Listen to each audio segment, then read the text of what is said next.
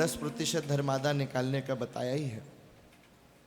तो सज्जन पुरुष, धार्मिक पुरुष 10% तो निकालते ही निकालते हैं। पर आपको संसार में कुछ ऐसे भी मिलेंगे जो 20% निकालते हैं, कुछ ऐसे हैं जो 30% निकालते हैं, 40% निकालते हैं। और आगे बढ़े कि इतना हजम हो रहा है, दिल तो नहीं घबरा रहा, तो नहीं तो आगे वाले भी बात बताएं। 40 के आगे वाले भी है 50% अपनी इनकम का धर्मादे में निकाल देते हैं, और 60% वाले हैं, 70 वाले हैं, 80 वाले हैं। बोले महाराज रुको जाओ, थोड़ा ब्रेक लगाओ। बोले नहीं नहीं, इसके आगे वाले भी। बोले क्या कह रहे हो? हाँ 80 के आगे? बोले हाँ 80 वाले हैं, 90 वाले हैं, और क्या बताएं 99% वाले, 99% निकाल देते हैं। अब हम सोचेंगे यार 1% में बचता क्या होगा? 99 दान कर देगा तो 1 रुपये में क्या होता है, 1% में क्या होता है? तो ये समझो कि जब कोई अच्छा काम करता है ना, अच्छी चीज़ में लगाता है तो अनंत होके आता है। ऐसे हैं 99% दान देने के बाद 1% में 4,500 करोड़ रुपए की संपत्ति बचती है उसकी। 1% में, 1% में 99%, और वो भी एक बार नहीं, उसने नियम ले रखा है कि हर साल दान करूंगा 99% प्रॉफिट। और 1% में लगभग 4,000 करोड़ की संपत्ति है। जानते हैं ना कौन है? जो फेसबुक का फाउंडर है, 99% अपनी इनकम का, प्रॉफिट का डोनेट कर देता है, और 1% में 4,000 करोड़ के अराउंड उसके पास बचता है। उसके घर में जब बेटी पैदा हुई तो ऐसा पढ़ने में आता है कि उसने विचार रखा कि भविष्य में दुनिया बहुत ही खराबी और बुराई की तरफ बढ़ रही है, तो आने वाले भविष्य में और भी बच्चों के लिए एक बेहतर दुनिया मिल सके, बेहतर पृथ्वी बन सके, तो उसके लिए वो अपनी सारी संपत्ति का 99% हर साल दान करता है। सोचो 99% तक वाले। और तुम्हें आश्चर्य ना हो तो 100% वाले भी बैठे हुए हैं जो सब दे देते हैं। और कुछ तो ऐसे भी हैं जो उसके ऊपर के हैं। अब वो गणित कैसे लगती है, जब अगली बार कभी कथा होगी तब उसमें समझेंगे। सब कुछ इसी बार में समझ लोगे क्या? अभी तक 100% तक ठीक है।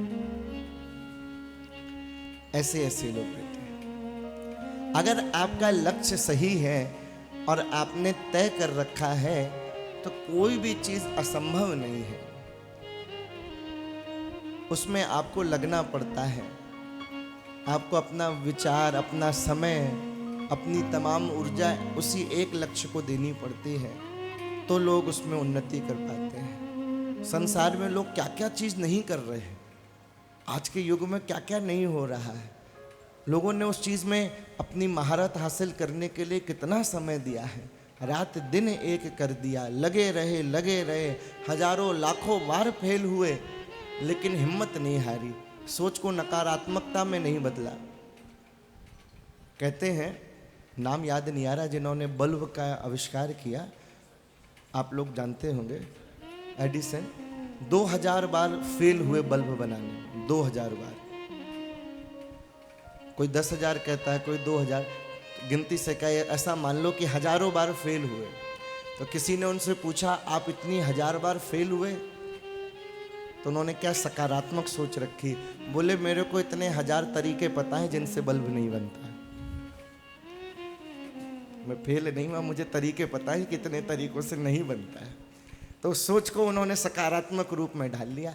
हमें भी भगवान नहीं मिल रहा है, हजारों तरीकों से नहीं मिल रहा है, तो कोई सोचे अरे यार हमें तो मिलेगा ही नहीं, हमारे बस की बात नहीं, छोड़ो ना। हम भी कह सकते हैं उसकी शिक्षा से कि भाई हमें भी ये 1000 तरीके पता है जिनसे भगवान नहीं मिलता है, अब कुछ और तरीका किया जाए। ये सब करके देख लिया, मतलब कुछ कमी रह गई, इसलिए काम नहीं बन रहा है, तो अब इसको ठीक किया जाए। जब तक यहाँ से उठने के बाद तुम्हारा विचार प्रारंभ नहीं होगा, ये कहना गलत ना होगा शायद कि असली सत्संग तो यहाँ से जाने के बाद प्रारंभ होता है। ये सत्संग तो सुन लिया, आ गए, मगन हो लिए, कीर्तन हुआ तो नाच भी लिए, गा भी लिए, भाव बन गए, कृपा हो गई थोड़ी सी तो आंसू भी आ गए, गदगद भी हो गए, मूर्छित भी हो गए, सारी चीज़ ठीक है, लेकिन उसके बाद भी यहाँ से जाने के बाद अगर जीवन में परिवर्तन नहीं आया तो मतलब क्या निकला? इतने से काम नहीं बनेगा। लक्ष्य तो यही हो कि जब यहाँ से जाएं तो असली सत्संग प्रारंभ हो, असली चिंतन चालू हो, विचार चालू हो, जीवन में कुछ लक्ष्य बन सके। अगर कुछ प्राप्त कर चुके हैं तो थोड़ा और आगे की तरफ बढ़ा जाए, उसे सुंदर किया जाए और निखारा जाए, देखा जाए कि क्या क्या कमियां रह गई हैं। आजकल तो कितने सुंदर साधन हैं। एक सत्संगी मिले, बड़ी सुंदर बात उनकी लगी। सत्संग सुना, सत्संग के बाद मिले तो बताया कि सारी बात, कई लोग मिले ऐसे, एक ही नहीं, कई जगह मिले। उन्होंने लिख ली बातें, हम लोग भी लिख लेते हैं डायरी में, और फिर होता क्या है, वो डायरी रख दी जाती है अलमारी में। तो लिख लिख के तो तुम भी एक नया ग्रंथ लिख डालोगे। नित्य कथा सुन सुन के पॉइंट लिखोगे, और सिर्फ लिखना ही है तो लिख लिख के तो तुम भी एक ग्रंथ के रचनाकार बन जाओगे। तुम्हारी डायरी भी ग्रंथ ही कहलाएगी, क्योंकि भगवत विषयक चर्चा ही उसमें लिखी है। लेकिन जब उसको खोल के दोबारा देखना ही नहीं है तो मतलब क्या निकला? उसने क्या किया, उसने पॉइंट निकाल के, तो कितना अच्छा है, तुम्हारे लिए भी हो सकता है। उसने वो जो पॉइंट थे, भले ही वो 2 पॉइंट हों कि भाई पूरी कथा में हमें ये बात बड़ी अच्छी लगी, हमारे पास है नहीं या कमी है, से सही करना है, तो उसने बड़ा करके अपनी अलमारी में, अपने आईने में, जहाँ जहाँ उसका काम दिन भर में पड़ना है वहाँ वहाँ लगा लिया कि हम भूल जाएंगे तो बार बार नज़र तो पड़ेगी तो याद आ जाएगा। तो कैसा सुंदर तरीका लगा, बढ़िया लगा।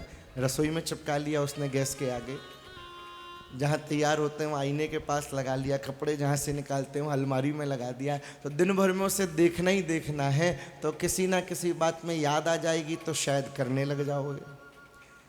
तो जब लक्ष्य होता है ना, तो लक्ष्य में बाधाएं तो जरूर आती हैं, पर वो बाधाएं हतोत्साहित नहीं करती, वो बाधाएं और उत्साह बढ़ाती हैं। जिसका लक्ष्य पक्का हो उसे तो बाधाओं में आनंद आता है, मज़ा आता है कि वाह भाई अब कुछ बात बन रही है, अब कुछ बात हो, मतलब ठीक जा रहा है। कुछ संतों ने तो यहाँ तक कहा कि अगर भजन में बाधा आ रही है तो इसका मतलब भी कहीं तक ये है कि थोड़ा ठीक चल रहा है। कुछ होगा तब तो विरोध होगा, जब है ही नहीं तो विरोध किसका होगा? फिर तो माया में लिप्त है ही, थोड़ा ठीक चलने तो डरना क्या, लगे रहे, लक्ष्य हो, तब ये सारे भाव है ना और अच्छे प्रकार से प्रकट हो सकेंगे। देखो अभी गाने को तो गा दिया, हो सकता है संगीतमय होने के कारण ऐसा उसके स्वरों की बंदिश होने के कारण भाव आ जाए, तुम रो भी दो, तो आवश्यक नहीं है कि वो रोना भाव समझ के आया है। आधे आदमी तो वैसे ही दुखी हैं। आजकल की सोच है महाराज, सोच ऐसी हो गई है, क्या करें, परेशान इतना है आदमी हर जगह से, बाहर तो परेशान, व्यवसाय में तो परेशान, घर में तो परेशान, हर चीज में। तो क्या होता है, मन करता है क्या किया जाए, भाग जाए, तो बानक तो कुछ ना कुछ तो बनाना पड़ेगा, बहाना तो कुछ ना कुछ लगाना पड़ेगा। तो क्या भजन करने के लिए भाग जा रहे हैं? वो असलियत में भजन के लिए नहीं भाग रहा है, वो संसार से पीछा छुड़ाना चाहता है कि हम थक गए, परेशान हो गए रोज रोज की खिटपिट से, हम भाग जाएं। तो उसके अंदर वैराग्य नहीं हुआ है, वो तो संसार से परेशान हो गया, घर वालों से परेशान हो गया, आसपास वालों से परेशान हो गया, इसलिए उसके मन में भाव आ रहा है। अगर सच में वैराग्य आए तो एकांत कोई स्थान का नाम थोड़ी ना है, एकांत तो स्थिति का नाम है। आप कहीं भी एकांत में हो सकते हैं, यहाँ बैठे बैठे भी एकांत में जा सकते हैं। ये तो आपकी यात्रा है और ये अंदर की यात्रा है, इसका बाहर की यात्रा से क्या लेना देना। बाहर की ये जो यात्राएं हैं तो अंदर की यात्रा का संबल देने के लिए, सहारा देने के लिए है कि चलो यात्रा करके आ गए, थोड़े समय भक्ति में, व्यवहार में, भक्ति में आचरण करके आ गए तो थोड़ा अपने मन को शक्ति मिल जाएगी, थोड़ा रिचार्ज हो जाएंगे, रिफ्रेश हो जाएंगे। तो अब जब दोबारा वहां जाओगे, क्योंकि जाना तो वहीं पड़ेगा, सदा तो नहीं बने रह पाओगे जब तक कृपा नहीं होगी। तो उपाय ऐसा करो कि जहां रहना है वहां रह के भजन साधना कैसे उत्तम बन सके। त्याग तो बहुत अंत में हुआ, यही चाहते, देखो महाप्रभु जी भी जा रहे थे, अगर आप लोगों ने ध्यान से कथा सुनी हो, गया धाम से ही वृंदावन जा रहे थे। वो तो आकाशवाणी ने रोक लिया कि अभी मत जाओ, अभी नवद्वीप में रहो, थोड़ा और लोगों को रस पिलाओ, समय आने पे तुम्हें बुला लिया जाएगा। मीराबाई चाहती तो पहले ही भाग जाती वृंदावन, नरसिंह जी चाहते पहले ही भाग जाते, जयदेव जी चाहते पहले ही चले जाते, सूरदास जी चाहते, जितने भक्त हैं सब चाहते पहले ही भाग जाते। नहीं, जहाँ जाना चाहते हो पहले वहाँ के लायक तो बने, पहले अपने आप को मजबूत तो कर लें, जहाँ है मजबूती तो वहीं मिलेगी। संत कहते हैं, हमारे गुरुदेव भगवान कहते हैं कि प्रतिकूल परिस्थितियों में रहने का अभ्यास करो। प्रतिकूल माने अपोजिट, जैसा तुम चाहते हो उसके उल्टी स्थितियों में रहने का अभ्यास करो तो जीवन आनंदमय हो जाएगा। अब चाहे थोड़ी थोड़ी देर में आवाज़ आए फिर बंद हो, कुछ भी हो, अब ऐसे में भी रहना आए तो बात बने, नहीं तो परेशानी हो जाए। नहीं, अब तो आ रही है, आपकी नहीं कह रहा हूँ महाराज, मैं तो उदाहरण दे रहा हूँ। अब ऐसे में भी अनुकूल रहोगे तो आनंद होएगा, ना तो मूड खराब हो जाओगे, अरे यार सब खराब है, मन ना लग रहा ना। मन हर स्थिति में लग जाए, हर परिस्थिति में लग जाए, चाहे आपके अनुकूल स्थिति हो और चाहे प्रतिकूल हो। परिस्थितियां तो आएंगी जाएंगी, ये तो काम है, कोई बात नहीं, चलता है। तुम्हारा आनंद ना बिगड़े। माया तो चाहेगी कि किसी भी प्रकार से तुम्हारा भाव खराब कर दे, तुम्हें फंसा ले, तुम्हें गुस्सा दिला दे, तुम्हारा मन खराब कर दे, कथा में अच्छे खासे बैठे हो मूड खराब हो जाए, वो तो चाहेगी माया ये करने के लिए, और कुछ ना कुछ तो मौका ढूंढेगी, मौका देगी। और जहाँ हमने उस पर गौर किया और वहीं गए, हुआ क्या, और किसी का तो कुछ बिगड़ा नहीं, रस से हम ही रह गए, दूसरे का क्या बिगड़ा। जिसने मूड खराब किया वो तो मस्ती ही है, वो तो मौज में ही है। अपना मूड खराब करके अपनी ही हानि हुई। मजा तो तब था प्यारे कि तुम अपने अंदर इतना प्रेम और रस भरते कि जिसने मूड खराब किया वो भी तुम्हारे साथ रसिक हो जाता, तो बात बनती। कोई बात नहीं, ये तो जीवन का है, आएगा जाएगा, तकलीफ भी आएगी, सुख भी आएंगे, एक से एक अच्छा दिन आएगा तो भैया खराब भी आएगा, घटिया दिन भी आएगा। देखिए आप सब लोग हैं ना, परम ज्ञानी लोग बैठे हैं, बड़े ध्यानी हैं, तपस्वी हैं, भजनानंदी लोग मेरे हमारे सम्मुख बैठे हुए हैं। बड़ी तपस्या की हुई है आप लोगों ने। अब आप बोलोगे नहीं नहीं हमने कहाँ तपस्या करी। अच्छा उल्टी है दुनिया, अभी कह रहे हैं तपस्या करी तो कहेंगे नहीं नहीं हमने कहाँ भजन किया, नहीं नहीं, और ये कह दो तुम तो बिल्कुल नहीं करते, क्या नहीं करते, करते तो हैं, इतनी माला करते। उल्टा हिसाब, ना मानो तो बाद में बात करके देख लेना, प्रैक्टिकल करके देख लेना। एक आदमी से मिलना, उससे कहना महाराज तुम तो बहुत तपस्वी हो, बहुत बढ़िया हो, बहुत अच्छे हो, कहेगा नहीं नहीं कुछ नहीं है। और उसकी जगह ये कहना कि यार तुम तो कुछ नहीं करते हो, बहुत बेकार हो, कहेगा क्या यार कुछ नहीं करते, करते तो हैं, इतना तो करते हैं और क्या करें। ऐसी विचित्र दुनिया है। लेकिन सच में आप सब लोग बड़े तपस्वी हैं, मना तो करो एक बार, झूठे में बड़े तपस्वी हो। बोले कैसे मालूम आपको? ऐसे क्योंकि अगर वृंदावन में यहाँ बैठे हो तो कुछ ना कुछ तो तपस्या है ही कि यहाँ महारानी जी उस पर रीझ के तुम्हें बुला लिया। देखो कुछ ना कुछ तो बात है इस ठाकुर की, जिसने हम सबको चाहे किसी भी कारण से सही यहाँ प्रवेश दिया हुआ है। तो इसका मतलब ये है कि हमारी भक्ति की लाइन में या गोलोक धाम पहुँचने की लाइन में हरी झंडी मिली हुई है, अब बस चलना अपन को है। मतलब बानक तो है, मौका तो पूरा पूरा है, फिर चाहे कैमरा के पीछे ही चौना बैठे हो मजबूरी में, अभी ना समझ में आ रही है, आएगी आएगी। मतलब कृपा तो है, झंडी तो है अभी कि तुम पहुंच सको, थोड़ी देर से सही, जिसे पहले समझ में आ जाएगी पहली गाड़ी पकड़ के भैया पहले पहुंच जाएगो, और जाए बाद में समझ में आएगी तो बाद में पहुंच जाएगो, पर पहुंचेगो तो वही। ये यहाँ बैठे हैं इस वजह से ये द्योतक है इस बात का कि धाम तो मिल जाएगा, लेकिन इससे निश्चिंत भी ना हो जाओ कि अच्छा भैया अब तो हरी झंडी है गई, वृंदावन में घुसी गए तो वहाँ भी घुस जाएंगे, तो ना भैया ये समझ लो जब तक भगवत दर्शन ना हो जाए, जब तक भगवत प्राप्ति ना हो जाए, तब तक साधक के गिरने की 100% संभावनाएं बनी रहती। अभिमान में ना जाना कि बड़ा भजन हो गया, कब गिर जाए, कब भाव बदल जाए। क्योंकि देखो इस रास्ते में अच्छे अच्छे नास्तिक लोगों को आस्तिक बनते हुए देखा है और बड़े बड़े आस्तिकों को नास्तिक बनते हुए देखा। हमने क्या देखा, तुम ही लोगों ने देखा होगा, बहुत अच्छे से देखा होगा। इसलिए जब दूसरे का बिगड़ सकता है तो हम कौन से खेत की। देखो हमने कुछ नहीं कहा, ये मूली क्यों कहते, गाजर क्यों नहीं कहते, कुछ होगा इसके पीछे भी।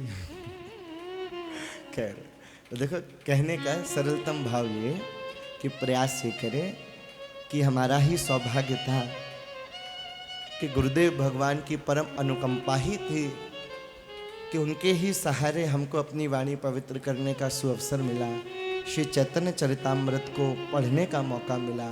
और ये आप सबके ऊपर भी महारानी जी की विशेष कृपा थी कि आपको ऐसा सुंदर चैतन्य चरित्र सुनने को मिला। अब हमने सुन भी लिया, पढ़ भी लिया और हमने कह भी लिया। अब ये हमारा दायित्व है कि हम भी उसे अपने जीवन में उतार के वैसा ही भजन करें, और आपका भी दायित्व है कि आप भी उसको अपने जीवन में उतार के अपने भावों को, अपनी चेतना को, अपने लक्ष्य को वैसा बना के भजन करें। इसलिए हम आप सबसे कहते हैं कि आप ऐसा आशीर्वाद दें कि हम भजन कर सकें, और हम ठाकुर जी के चरणों में कहते हैं कि वो आप सबको ऐसा आशीर्वाद दें कि आप सब भी वैसा भजन कर सकें। और अकेले अकेले नहीं, अपन दोनों ही मिलके ऐसा भजन करें कि साथ में ही ठाकुर जी के धाम में, जैसे यहाँ रस बरस रहा है ऐसे वहाँ का आनंद लेंगे। वहाँ भैया और करना क्या है, वहाँ तो नित्य यही आनंद है। वहाँ भी बड़े बड़े हॉल हैं जहाँ कथाएं होती हैं, वहाँ के बड़े बड़े कथावाचक हैं, स्निग्ध कंठ, मधु कंठ हैं, ये सब गोलोक धाम के कथाएं। वहाँ आप लोगों का काम पक्का है, वहाँ आप लोगों की भी तो जरूरत है। तो जो जो यहाँ है सबका वहाँ तो पक्का है।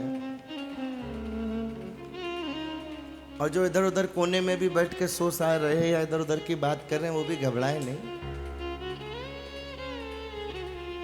वो भी आ ही जाएंगे।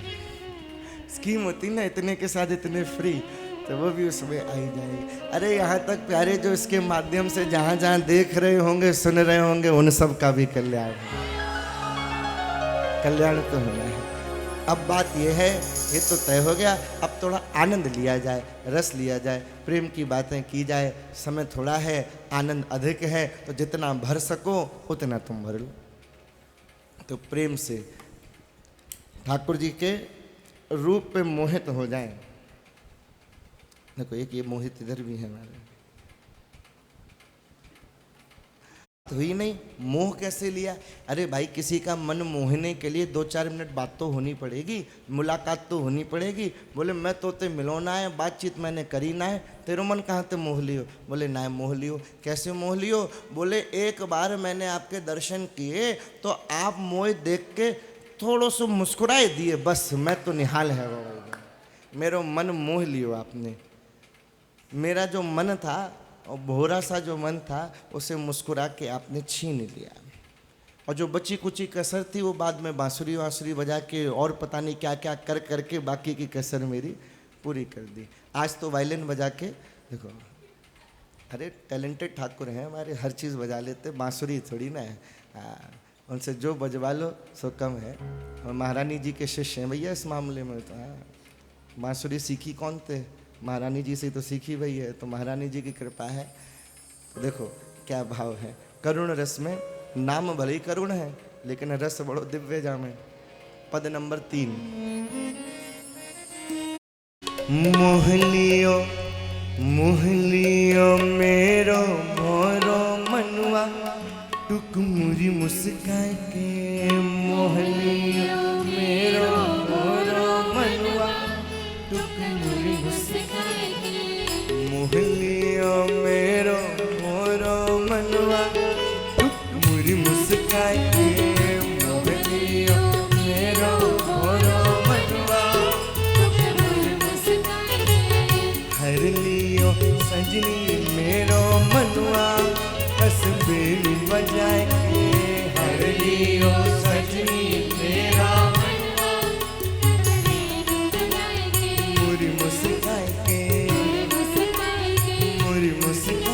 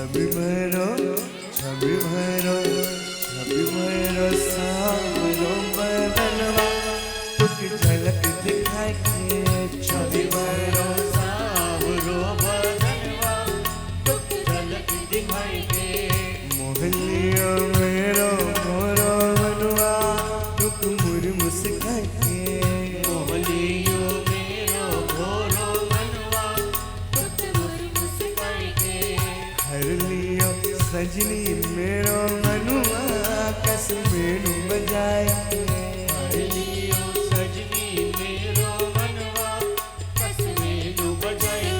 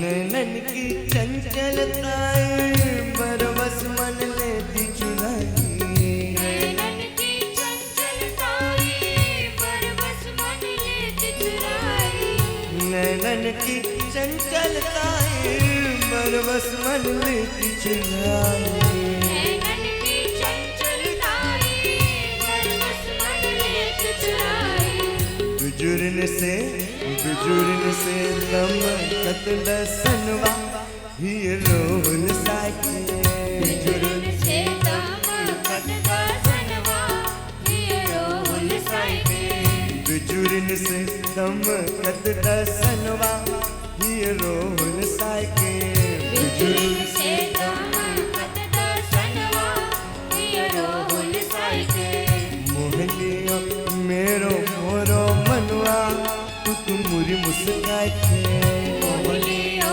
मेरो घोरो मनवा टुक मुरी मुस्काए के बेणु बजाए के मुरी मुस्काए के मुरी मुस्काए के बेणु बजाए के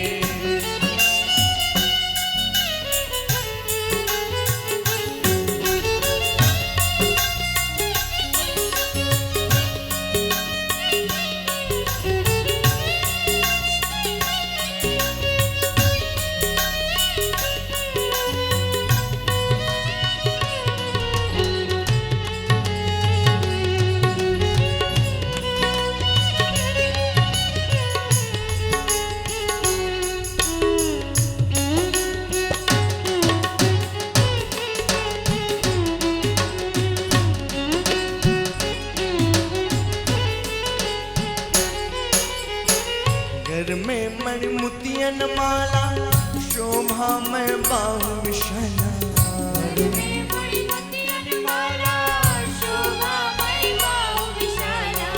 घर में मणि मोतियन माला शोभा में बाहु विशाला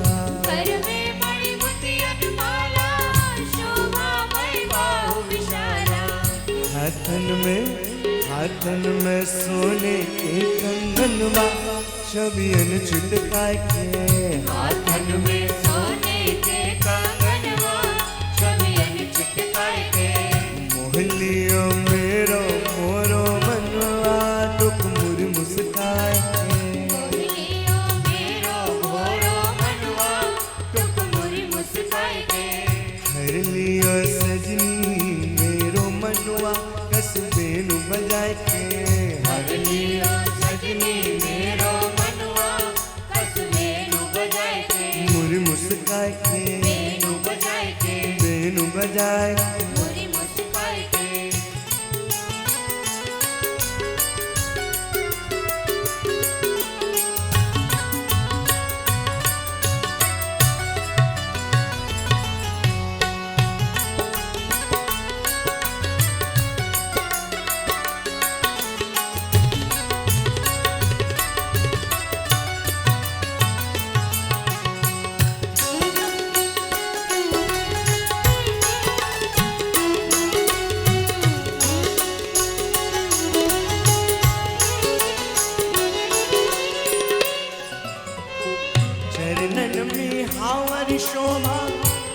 छतियन कस्तूर मणि लोभा चरणन बिहावर शोभा छतियन कौस्तुभ मणि लोभा चरणन में हावर शोभा छतियन कौस्तुभ मणि लोभा चरणन बिहावर शोभा छतियन कौस्तुभ मणि लोभा बतियन सो मोहेरी मोहनवा अमृत टपकाय के बतियन सो मोहेरी मोहनवा अमृत टपकाय के बतियन सो मोहेरी मोहनवा अमृत टपकाय के बतियन सो मोहेरी मोहनवा अमृत टपकाय के मोहलिया मेरो मोरो मनवा टुक मुरी मुस्काय के मोहिलियो मेरो गोरो मनवा टुक मोरी मुस्काय के मुरी मुस्काय के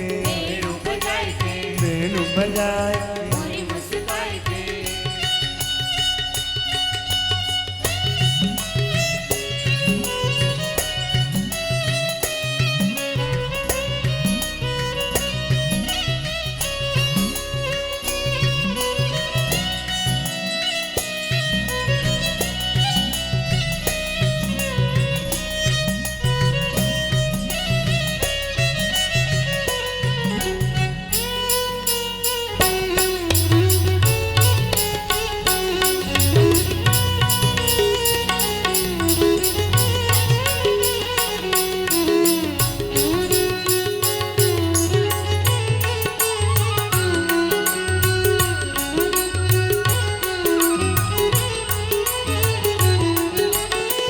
पीरो पीताम्बर धार कचनी अरुणार सारे पीरो पीतांबर धारे कचरे अरुणार सवारे पीरो पीताम्बर धार कचनी अरुणार समारे पीरो पीतांबर धारे कचरे अरुणार सवारे कट सोहे सोने के कर धनवा घुंघरू झनकाय के कटी सोहे सोने के करधनवा घुंघरू झनकाय के कट सोहे सोने के कर धनवा घुंघरू